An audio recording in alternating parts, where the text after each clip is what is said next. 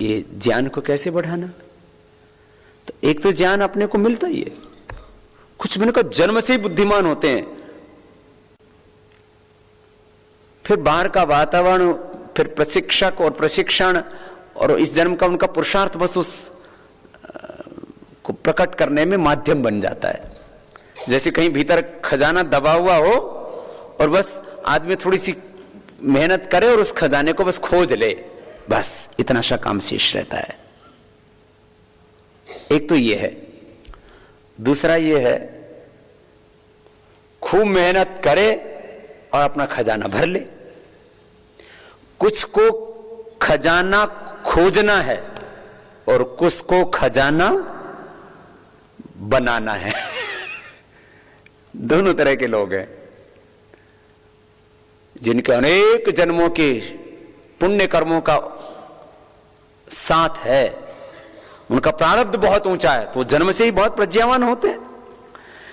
इसलिए एक बात और भी कही जाती है दार्शनिक क्षेत्र में, कुछ लोग जन्म से ही महान होते हैं।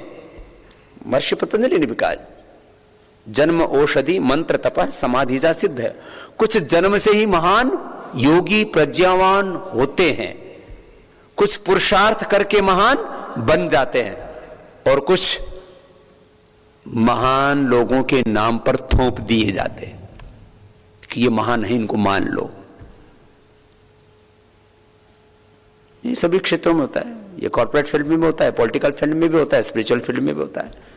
कि बोले शंकराचार्य जी ने या किसी बड़े मठाधीश ने, किसी साधु सन्यासी ने अपना शिष्य बना लिया, बोले इसको गुरु मान लो, थोप दिया। राजनेता के बेटा बेटी को थोप दिया जाता है, इसको नेता मान लो। उद्योगपति के बेटा बेटियों को थोप दिया जाता है, इनको उद्योगपति मान लो। यह है थोपना। एक जन्म से पैदा होते, कुछ पुरुषार्थ करके बन जाते हैं, कुछ थोप दिए जाते हैं। इसको ऐसा समझो, प्रज्ञावान बनने वाले क्षेत्र में प्रज्ञा को कैसे जागृत करें। तो कुछ का तो खजाना दबा हुआ है, खाली बस थोड़ा खोदो, ढक्कन हटाओ, सत्याह कामान ऋतापिधाना, बस तैयार है। दूसरी है कि इतना पुरुषार्थ करो कि तुम भी फिर ज्ञान अर्जित कर सकते हो। ये खजाना खोजना, दूसरा खजाना बनाना, और तीसरा तो काम उल्टा पुल्टा ही है। मतलब फिर तो हेरा फेरी करके, वहां तो थोपना होता है, यहां चोरी कर लो। जैसे मैंने देखा बहुत से लोगों को ज्ञान तो नहीं है, लेकिन पुस्तक लिख दी चोरी चारी करके। मैंने एक आदमी से पूछा, भाई कितनी पुस्तकें? बोले 100 पुस्तकें लिख दी। मैंने कहा ये विद्वान तो नहीं है। बोले इसने लाखों रुपए की पुस्तकें खरीदी और फिर टीपा टापी करके नई पुस्तक लिख दी। ये वाला काम है, ज्ञान की भी चोरी करते हैं लोग। खैर, तो ये तो प्रज्ञा तुम्हारे भीतर है, चारों वेदों का ज्ञान हमारे भीतर है, ये सत्य है। सारा ज्ञान हमारे भीतर है। ये योग का तो मूल सिद्धांत ही है, सारा ज्ञान, सारी शक्तियां, सारा सुख, सारी शांति, सारा आनंद, सारा ब्रह्मांड स्वयं ब्रह्म हमारे भीतर है। ये तो ज्ञान वाला पक्ष का। ज्ञान को कैसे बढ़ाएं? अब दूसरा कर्म। अब भाई देखो, अकर्मण्य तो रहना नहीं। मैं बार बार कहता हूं ना, अज्ञान, अकर्मण्यता और अशांति, ये मनुष्य के 4 बड़े शत्रु हैं, महान शत्रु हैं। इसलिए एक क्षण भी अकर्मण्यता में नहीं रहना, एक क्षण भी अज्ञान में नहीं जीना, एक क्षण भी अशांत नहीं होना। एक क्षण की अशांति बहुत बड़ा अनर्थ कर देती है। एक क्षण का शोक, मैंने आपको कहा भी था, महाभारत का, रामायण का और अनेक ग्रंथों का उदाहरण इस संदर्भ में आपको दिया भी है। बहुत नहीं प्रमादात परमस्ति किंचित वधो नराणाम इह जीवलोके प्रमत्तमर्था ही नरम समन्ता त्यजन्ति अनर्थाश्च समाविशन्ति।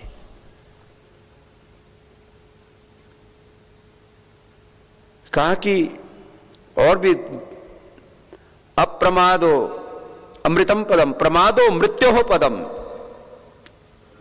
अप्रमत्ता न म्रियन्ते, ये प्रमत्ता यथामृता, ये धम पदम में भी कहा है। महाभारत में कहा, जब अश्वत्थामा ने आकर के द्रौपदी के 5 पुत्रों को मार दिया, तो शोक में विलाप करते हुए युधिष्ठिर कहते हैं कि देखो, हमारे एक थोड़े से प्रमाद से पूरा वंश नष्ट हो गया है। थोड़े से प्रमाद से, थोड़ी सी अकर्मण्यता से, इसलिए अकर्मा दस्यु, बहुत अकर्मण्यता की बहुत निंदा की गई हमारे शास्त्रों में। अशांत जो होता है, शोक मग्न होता है, उसकी बहुत निंदा की है। अज्ञान, ये तो सारे दुखों का कारण बताया ही है। अकर्मण्यता को और शोक को, अशांति को, शोको नाशयते धैर्यम, शोको नाशयते श्रुतम, शोको नाशयते सर्वम, नास्ति शोक समो रिपु। इसे 3 से बच के रहना। अज्ञान, इसका कभी स्वागत नहीं करना। आलस्य, कभी स्वागत नहीं करना अकर्मण्यता का। आलस्य में मनुष्याणाम शरीरस्थो मारिपु। और अशांत, एक क्षण के लिए भी नहीं रहना। अशांतस्य कुतः सुखम, कुछ सुखी हो ही नहीं सकता, समृद्ध हो ही नहीं सकता, आगे बढ़ ही नहीं सकता। फिर 3 नरक के और द्वार बताए, ये भी याद कर लेना, जीवन बड़ा काम आएगा। त्रिविधम नरकस्य द्वारम, त्रिविधम नरकस्य द्वारम नाशम आत्मना, काम क्रोधस्तथा लोभस्तस्मात् तत्रयं त्यज। सारी दुनिया में जो भी अनर्थ हो रहा है, उसके 3 कारण है, काम, क्रोध और लोभ। और यदि इस दुनिया में चारों ओर सत्य, धर्म और न्याय कायम करना है तो क्या करें? निष्काम, निर्वैर, काम का उल्टा निष्काम, क्रोध का उल्टा निर्वैर और लोभ का उल्टा निर्लोभ। निष्काम, निर्वैर और निर्लोभ हो जाओ तो धरती पर यही स्वर्ग है, यहीं पर वैकुंठ है।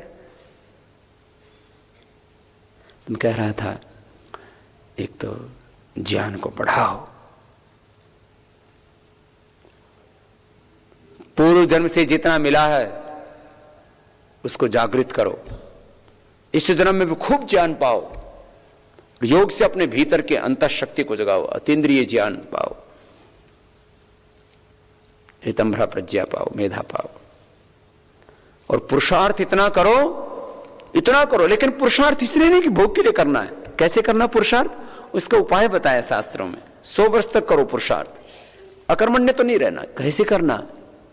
ब्रह्मणी आधाय कर्माणि, भगवान में अवस्थित रह करके, भगवान को केंद्र में रख करके, गुरु को केंद्र में रख करके, सत्य को, धर्म को, न्याय को केंद्र में रख करके, योगस्था कुरु कर्माणि, योग को केंद्र में रख करके, आसक्ति से मुक्त होकर के, अनासक्त होकर के कर्म करो। इसलिए हमारे यहां पर 2 शब्द बड़े प्रयोग में आते हैं, अनासक्त कर्म योग।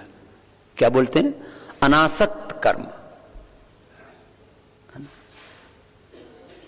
निष्काम कर्म। ये बहुत ऊंचा शब्द है। ऐसे करो कर्म, और खूब कर्म करो, खूब पुरुषार्थ करो। इतना पुरुषार्थ करो कि चारों ओर समृद्धि और साम्राज्य, इतना पुरुषार्थ करो, चारों ओर समृद्धि हो, चारों ओर साम्राज्य हो तुम्हारा, 3 लोक में साम्राज्य हो तुम्हारा। लेकिन किसके लिए? समष्टि के हित के लिए। ये है, ये आदमी को नहीं, ये समझ में नहीं आता। मैंने देखा, मैं सैकड़ों हजारों ऐसे लोगों से मिला हूं जिनके पास में हजारों करोड़ रुपए का साम्राज्य, लाखों करोड़ का साम्राज्य। कहते हैं हमने साम्राज्य खड़ा किया तो हम भोगेंगे। अरे तू क्या भोगेगा? आदमी के भोगने का एक सीमित सामर्थ्य है। आंखों से तुम कितना भोग कर सकते हो, कान से तुम कितना भोग कर सकते हो, जुबान से, रसना से, वासना से तुम कितना भोग कर सकते हो, आदमी का सामर्थ्य ही सीमित है, लेकिन कहते तन की भूख तो मिट गई, मन की नहीं मिटी। मन की तृष्णा कहते हैं इसलिए। ये पागलपन है और कुछ नहीं है, ये एक अज्ञान है बहुत ऊंचे दर्जे का। जैसे ज्ञान बहुत ऊंचे दर्जे का होता है ना, ऐसे अज्ञान भी बहुत ऊंचे दर्जे का होता है। उसकी भी जैसे ज्ञान की बहुत बड़ी महिमा, अज्ञान की भी बहुत बड़ी महिमा है। सारी दुनिया उसी में बावड़े हो रखी है। कर्म करो, चारों ओर तुम्हारा साम्राज्य हो। इंद्रम वर्धन्तो त्रह कृण्वन्तो विश्वम आर्यम अपघ्नन्तो रावणः। चारों ओर तुम्हारा साम्राज्य हो, आर्यों का साम्राज्य हो, देवों का साम्राज्य हो, लेकिन किसके लिए? सेवा के लिए, भोग के लिए नहीं। तो कहते हैं जब भोगना ही नहीं है तो फिर बोलो अर्जित किस लिए करना? यही तो हमारी संस्कृति है। करो, निष्काम भाव से पुरुषार्थ करो, इससे आत्म संतोष होगा। ऐसा सबको जीना है, ये है। तो कर्म के लिए ना कुछ सत्य अपने भीतर प्रतिष्ठित कर लो, एक समझ अपने भीतर पैदा कर लो कि कर्म कैसे करने, भगवान में अवस्थित होकर के। यही तो आपको रोज आप गीता के श्लोकों से, उपनिषदों की और वेदों की ऋचाओं के माध्यम से आपको सुनाते रहते हैं। कैसे कर्म करना? निष्काम भाव से। कर्म कहो, काम कहो, सेवा कहो, पुरुषार्थ कहो, तप करो। कैसे करना? निष्काम। ये निष्काम का मतलब क्या होता है? काम मतलब आसक्ति। काम का मतलब संकल्प नहीं होता, कोई संकल्प रहित होकर के करो। संकल्प रहित होकर तो काम थोड़ी होता है कोई। काम का मतलब संकल्प नहीं है, काम का मतलब वासना, काम का मतलब आसक्ति, काम का मतलब अपेक्षा, काम का मतलब डिमांड, काम का मतलब मांग, काम का मतलब इच्छा, काम का मतलब तृष्णा। अब समझ में आ गई? जिसको जो शब्द समझ में आता हो समझ लेना। काम का मतलब आसक्ति, दूसरा काम का मतलब तृष्णा, वासना, इच्छा, आसक्ति, अपेक्षा, मांग, डिमांड, डिमांडलेस। ये तो बहुत ऊंची स्थिति है। सब हमें दुख होता है, किससे होता है? डिमांड से, अपेक्षा से, इच्छा से। मुझे ये मिलना चाहिए, ये सत्ता, ये पोजीशन, ये पावर, ये डेजिग्नेशन, चाहे वो इंस्टीट्यूशन हो या ऑर्गेनाइजेशन हो, किसका इसमें चलता रहता है चक्र? डेजिग्नेशन, पावर, पोजीशन, यही सब चलता रहता है। सत्ता, सत्ता की मांग, संपत्ति की मांग, मेरा वेतनमान कितना होगा, इससे मुझे क्या मिलेगा, इससे मेरे को लाभ क्या होगा। लाभ इसी में गिन रहा है, इसी में। अरे ये जो जिसको तो सत्ता, संपत्ति, संसाधन, सम्मान, यश, प्रतिष्ठा कह रहा है, इंद्रियों का सुख कह रहा है, ये तो थोड़ा सा लाभ है। इसको छोड़ करके दे करे, ये तो बूंद की तरह तुझे सागर मिलेगा। ये आदमी ना ऐसे हो रखा है। एक आदमी ने ना चीनी का गोदाम भर रखा और उसमें से 10-20 किलो चीनी बाहर डाल रखी। किसी ने पूछा, भाई ये क्या कर रखा है, इतना बड़ा गोदाम भर रखा है, ये चीनी बाहर क्यों डाल रखी है, ये मूर्खता का काम क्यों कर रखा? बोले चींटी आएंगे ना, इसी को चुक करके चली जाएंगी, अंदर नहीं घुसेंगी। एक आदमी ने अनाज भर रखा गोदाम में और बाहर कुछ अनाज बिखेर रखा। बोले ये क्यों कर रखा? बोले चूहे आएंगे ना तो बाहर वाला खा करके चले जाएंगे। तो हम चूहों और चींटियों की तरह ना थोड़ा थोड़ा सुख पाने में लगे हुए। यो वही भूमा तत्सुखम। भगवान के शरण में आओ, निष्काम सेवा करो, तब तुम्हें सुख की, शांति की, आनंद की बूंदे नहीं, तुम्हें सागर का सागर मिलेगा, पूरा का पूरा खजाना मिलेगा। ये है जीवन की ठीक ठीक समझ, पुरुषार्थ की ठीक ठीक समझ, समृद्धि की ठीक ठीक समझ। जब समझते हैं तभी कितना सुख मिलता है ना, और यदि ऐसे जीने लग जाए तो कितना आनंद आएगा। इसको बोलते हैं निष्काम कर्म, निष्काम प्रवृत्ति, निष्काम पुरुषार्थ, निष्काम तप, निष्काम सेवा। बहुत ऊंचा शब्द दिया हमारे यहां, सेवा। योगी भी करते हैं। कायेन मनसा बुद्ध्या केवल ही इंद्रिय ही अपि योगिनः कर्म कुर्वन्ति संगम त्यक्त्वा आत्म शुद्धये। बुद्धि युक्तो जहाति उभे सुकृत दुष्कृते तस्मात् योगा युज्यस्व। योगः कर्मसु कौशलम। यह है कर्म करने की कुशलता। ऐसे हम तो अनाड़ीपने से लगे हुए हैं, तब सबको ये कर्मयोग क्या है समझ में आ गया।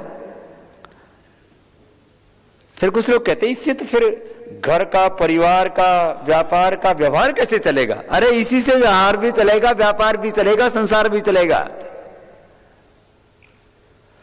लेकिन व्यक्ति ना आसक्ति की जंजीरों को काटना नहीं चाहता। ऐसे तो कोई इसको जेल में डाल देना, बेड़ियों में डाल देना, इसको कहेगा मुझे मुक्त कर दो, और ऊ बंधा पड़ा है।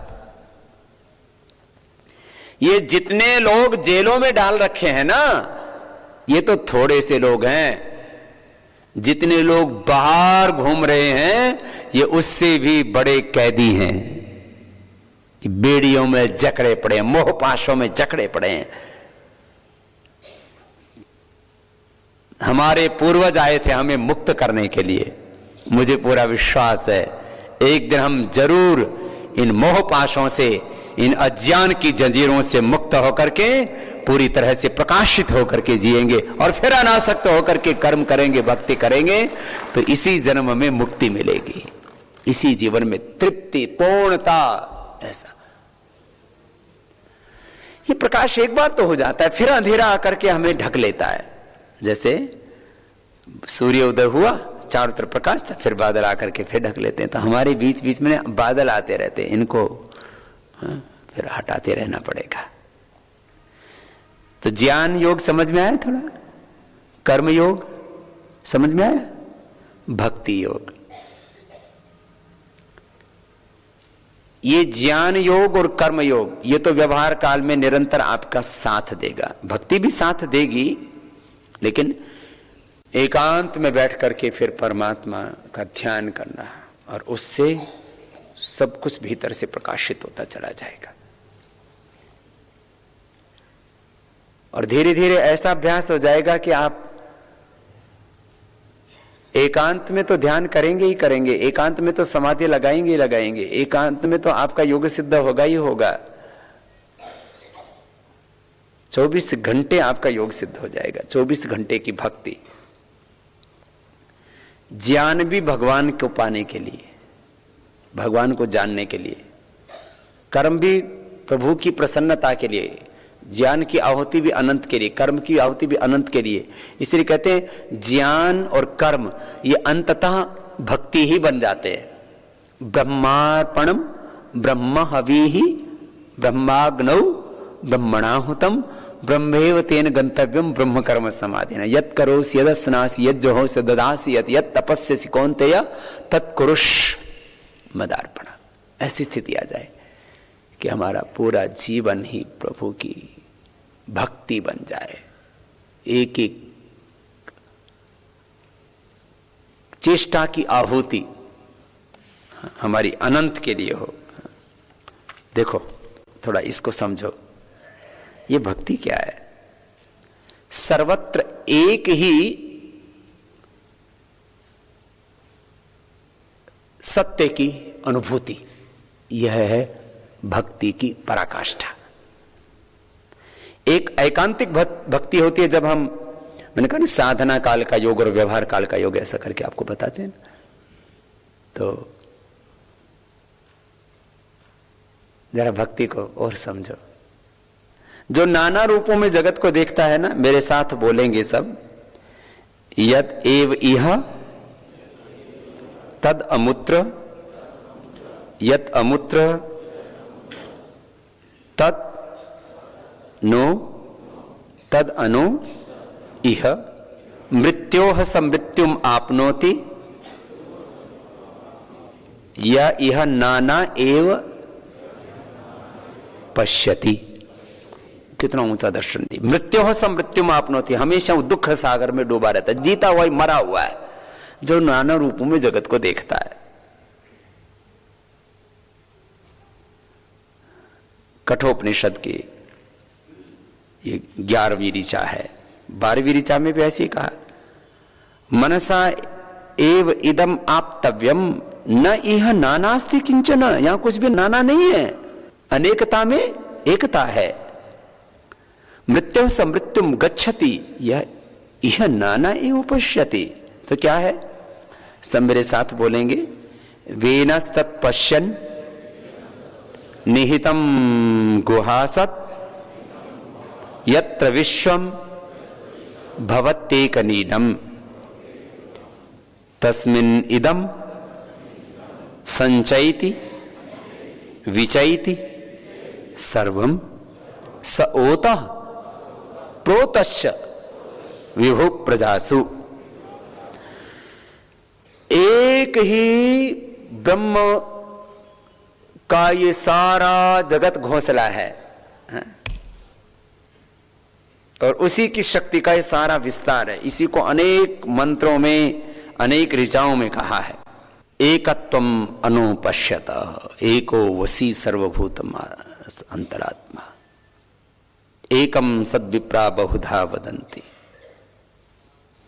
देखो कितना सरल है, एक ही प्रभु का दर्शन करो समय। अब इसको मैं भौतिक दृष्टि से और वैज्ञानिक दृष्टि से आपके सामने कहता हूं।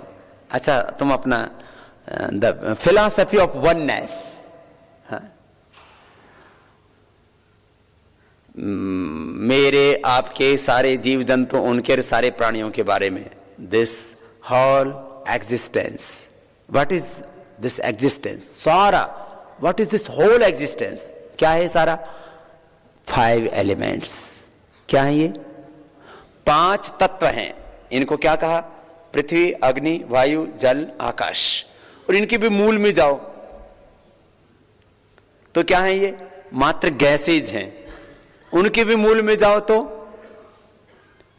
वो गैसेज, डिफरेंट गैसेज को देखा, उनके भी मूल में जाओ तो क्या है? मूल में तो सत्व, रज और तम, ये अदृश्य प्रकृति, कार्य रूप प्रकृति हमें दिखती है, कारण रूप प्रकृति नहीं दिखती।